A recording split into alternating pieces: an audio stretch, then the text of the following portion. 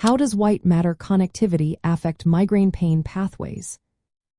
Imagine your brain as a busy city with roads connecting different neighborhoods. White matter is like the network of highways that link these areas, allowing messages to travel smoothly. When these highways are damaged or disrupted, traffic jams can happen, and signals may not reach their destinations properly. This is especially important in migraines, where pain signals and sensory information need to move efficiently.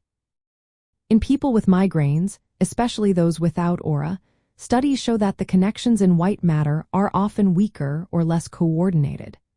This means the pathways that carry pain signals between the brain regions responsible for sensing and processing pain might not work as they should.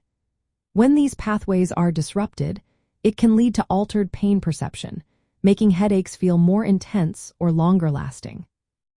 Certain white matter tracts, like the anterior thalamic radiations and corticospinal tract, are often affected in migraine sufferers. These are like major highways that relay signals from the brain to the spinal cord and other parts of the brain. When their structure changes, such as increased mean diffusivity, it suggests microstructural damage.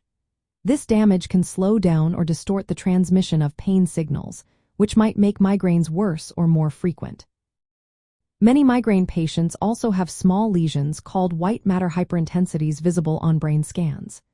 These lesions tend to appear near the outer layer of the brain, especially in areas involved in pain and cognitive functions. The more frequent or severe the migraines, the more likely these lesions are to be present. This suggests that repeated migraine attacks could cause these changes, or that existing white matter issues might contribute to migraines. White matter disruptions can also affect how the brain processes sensory information like light or sound. For example, in migraines, many people experience light sensitivity or visual aura.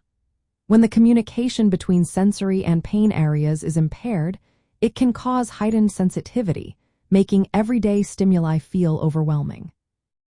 Understanding how white matter connectivity influences migraine pain pathways opens the door to new treatments.